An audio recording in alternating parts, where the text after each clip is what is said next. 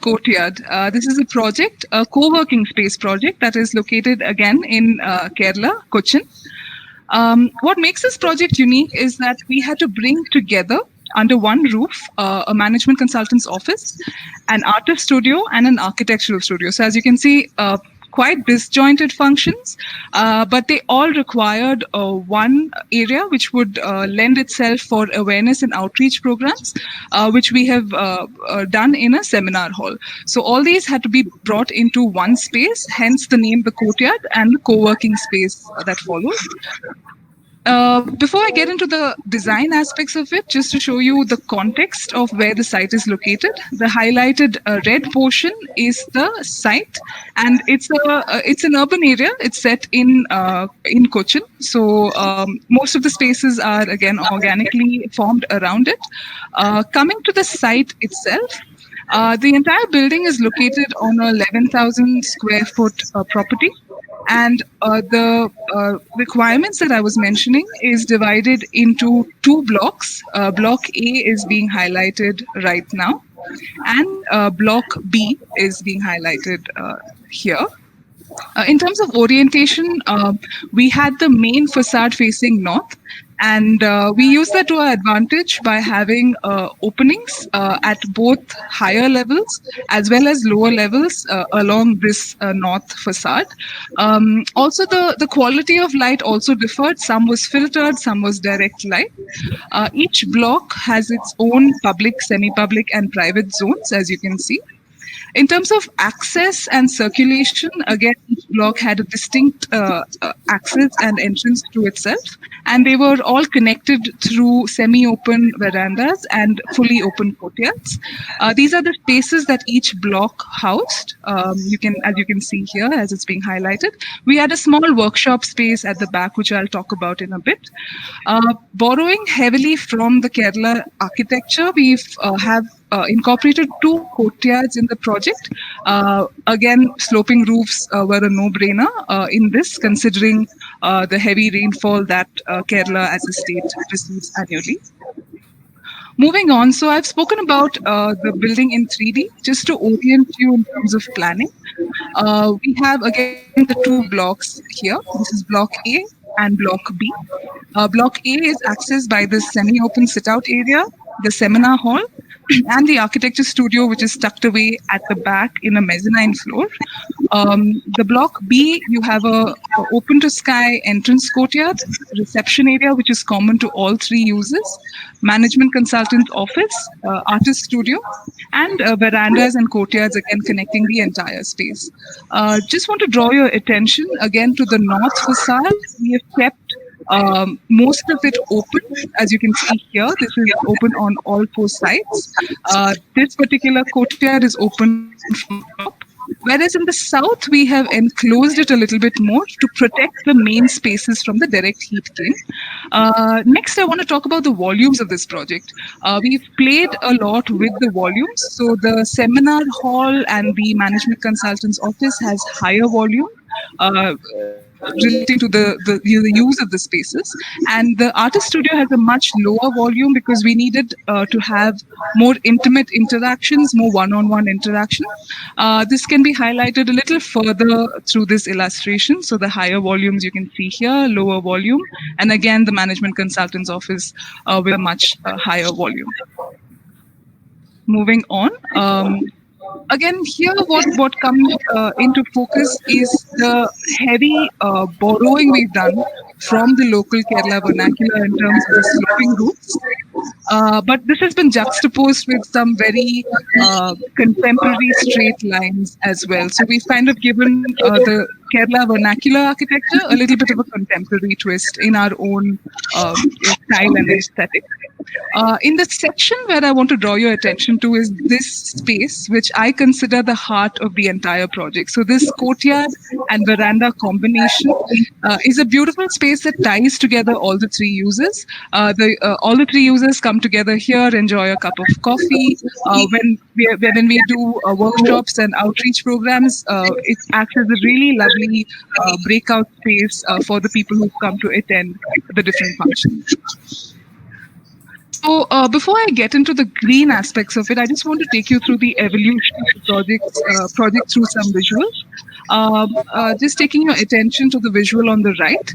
As you can see here, the tone and the color are quite muted when it comes to the base of the entire structure, but through some colored accents like these reclaimed columns, we've kind of popped the entire space using these specific elements.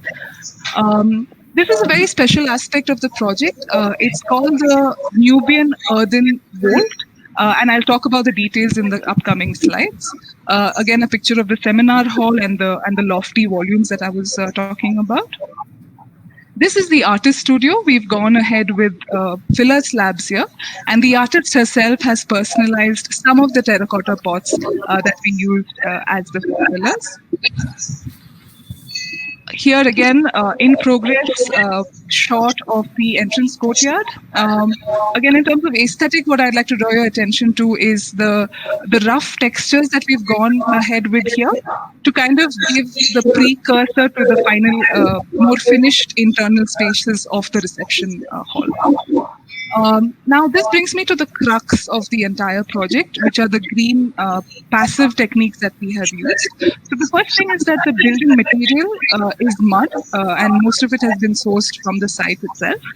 We've used mud in two formats, compressed stabilized earth blocks and rammed earth. So what essentially happens is when we do take quarries from the site from mud, you're left with these trenches, which we've integrated well into the project as water collection ponds. The overflow is stored and used as water, as gardening. This brings me to the Nubian Earthen Vault. So the benefits of this are threefold. One is a lot of times as architects who build a lot with mud, we are asked the question about what about the roof? How do we integrate mud into the roof? And this is the answer. So mud being used on the roof really reduces your heat gain. Second is that, as you can see here, the roof just comes up without any shuttering. So we have to decide the profile of the roof, and we can just stick one mud block to the other by following the profile, and it's structurally stable through that. The third is that we minimize the use of cement and steel in the roof. So we do have cement and steel, but that's only in the receiving beams, the two Springer beams that you have in the edge. So again, a beautiful way of integrating mud in your roof structure as well. Coming to the walls, as I said, we've used compressed stabilized earth blocks or CSEB and rammed earth. When you talk about mud as a material, it's not only aesthetically beautiful, but in terms of energy, it consumes it has a 10.7 times lesser embodied energy than fired bricks. And when it comes to carbon emissions, it has 12.5 times lesser carbon emissions again compared to fire bricks. That is in terms of the technical. 2 minutes left. About the cradle to grave or the cradle to cradle aspect, mud again responds really well to that. Thermal insulation, so on and so forth. So the benefits, as you can see, are very high. In terms of all the wood we've used for the roofs, they're all upcycled. No new wood has been used in the project at all. Again, as I mentioned, filler slabs has been used for the flat slab format. Moving on. So this just brings me to the summary of all the materials that we've used, compressed stabilized earth blocks, rammed earth, which form the majority of the material palette. And we've set it off by using stone slabs and some fired bricks. So that brings in that contrast. In terms of the finer detailing, the terracotta pots that have been personalized by the artist, some more rustic elements like cane weaving, and we've used also some brass trimmings in the oxide flooring to bring in a little bit touch of luxury into the whole project. To conclude the green aspects, we have used locally readily available materials. The breathability of the wall itself lends itself to a better performing building, so the running cost of the building is much lesser. And the third aspect, which a lot of people don't really think about, is your building envelope as a third skin. So by using non-hazardous natural materials, it really lends itself to a much cleaner, greener structure and a healthier structure to begin with. Just to conclude. Time's up. Site. So this is the block A with the wraparound water body. We have the sit-out area, which lends itself beautifully when we have to hold workshops or seminars. This is the seminar hall itself, and some images of the seminar hall being used. This is the sit-out area, the entrance courtyard area. Which is one of my favorite spaces and also enjoyed by our mascot DJ, who protects the entire site. This is this reception area, and here it really, you can see from the image that it really blurs the lines between the outsides and the insides, which we try to do in a lot of our projects. This is the management consultant's office. Again, very simple, clean lines with not too much clutter in the space. This is a courtyard with the upcycled Yali columns.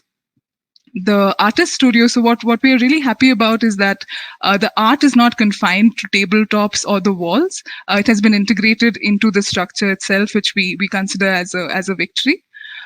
These are some of the images of the courtyard. This is the space, which is the Mason Sink office, but it lends itself to, so right now it's not functional, so we kind of give it out as a multi-purpose hall, or we hold smaller meetings in this space as well. This particular equipment is called the Aurum press. We fondly call him Wally. He's the one who's responsible for making all the blocks in the building on site itself. And since we had this platform, we put a thatch roof over it, and we use this as a workshop area during our outreach and awareness creation programs. So I'd just like to conclude by saying that what we feel that we have achieved is to break the preconceived notion of how an office space should be by using natural earthy materials and bringing in this beautiful ambience. So a lot of feedback that we've got is that they don't expect to have an office space inside, but your efficiency, your general mood is lifted by the ambience that has been created, not only by the design, but the material itself. Thank you so much. I'd like to end my presentation here.